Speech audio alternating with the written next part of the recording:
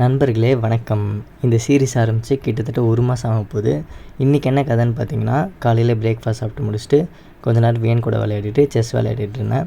அப்போ தான் எல்லோரும் பிளான் பண்ணாங்க, பக்கத்தில் ஒரு டேம் மாதிரி இருக்குது, அங்கே போய் குளிக்கலாம் அப்படின்னு சொல்லிட்டு.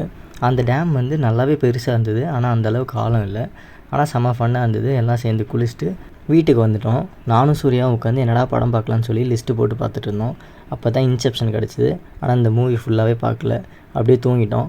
பயங்கரமான தூக்கத்தை போட்டு எழுந்துச்சிட்டு காஃபியும் சாண்ட்விச்சும் கொடுத்தாங்க. பேசிகிட்டே அதை சாப்பிட்டு முடிச்சிட்டோம்.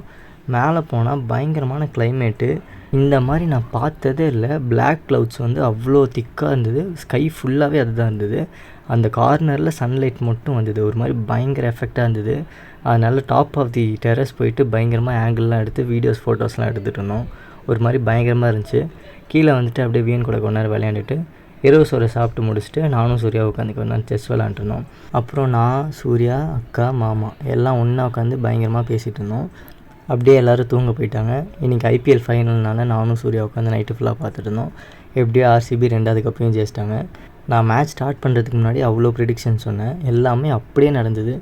அதுக்கு சூர்யா என்கிட்ட என் வாழ்க்கையிலையும் இந்த மாதிரி ஒரு நல்ல ப்ரெடிக்ஷன் சொல்லுங்கள், நல்லா வரட்டும் அப்படின்றான். அதோட நாள் முடிஞ்ச நண்பர்களே, தொடர்ந்துருங்க. நாளை சந்திப்போம்.